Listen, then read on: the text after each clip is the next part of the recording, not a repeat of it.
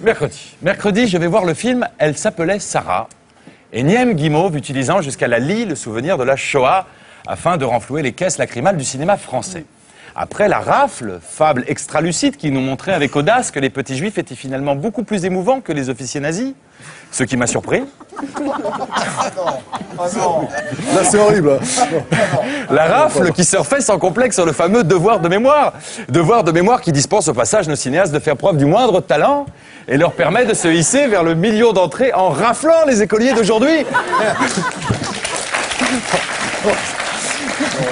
En raflant les écoliers d'aujourd'hui pour les parquer de force dans des salles de cinéma pédagogiques. Pauvres petites têtes blondes ou brunes obligées de chialer devant des mauvais films.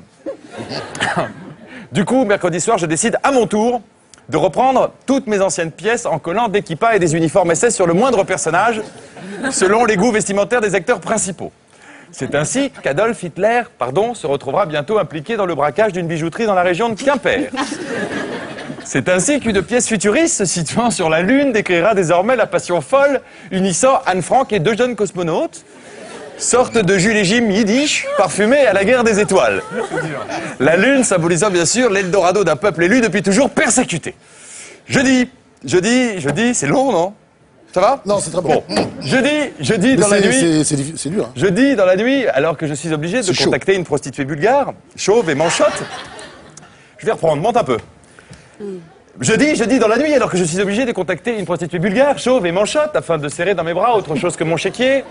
Jeudi, je fais un nouveau rêve. Celui dans lequel je pourrais dégueuler sur Netanyahou et la politique menée par l'État d'Israël sans que personne ne me traite pour autant d'antisémite ou d'antisémite refoulé, ou de demi-antisémite, ou de quart d'antisémite, ou d'antisémite inconscient de dans 3 ans qui au fond de lui n'ose le dire consciemment, mais qui en fait rêve de voir pendu Patrick Borel, Primo Levi, Pierre Bénichou, Elsa Zilberstein, et ce qu'il reste d'Ariel Sharon dans le même sac, blanche kippa et kippa blanche, moi qui suis tellement con que je n'ai pas saisi cette notion très subtile selon laquelle s'indigner devant une politique honteuse, c'est, mais bien sûr, vouloir du mal à tous les juifs de la planète.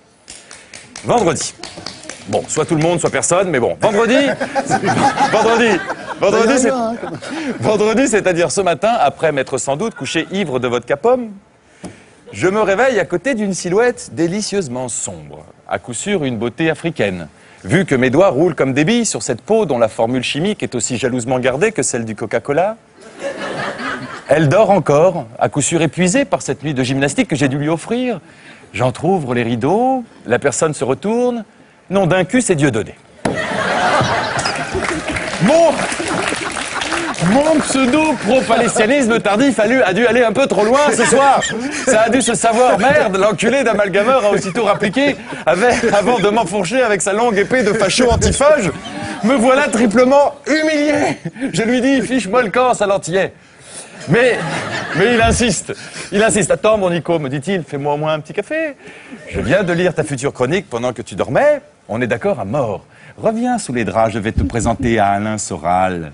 Tu vas voir, il n'est pas jaloux. On va monter un spectacle qui partira en tournée dans tout le quartier de la Goutte d'Or. Je lui dis dégage. 1 heure plus tard, je réussis à le virer en faisant appel aux bêtards, des gars très efficaces et plutôt raffinés. Et enfin, on respire autour de quelques boulettes de viande sur la Torah, j'ai pris cher. Ce soir, je réalise donc que mes velléités politiques, fussent-elles vainement orales, compliquent atrocement ma vie de jeune homme hétéro et égoïste. Résultat, je vous jure que je retourne à mes fables sentimentales, loin des cicatrices de votre monde pourri. Voilà, pour moi, ce fut une semaine de merde, alors imaginez ce que je pense de la vôtre. Merci, Nicolas. Merci, bravo. Et puis...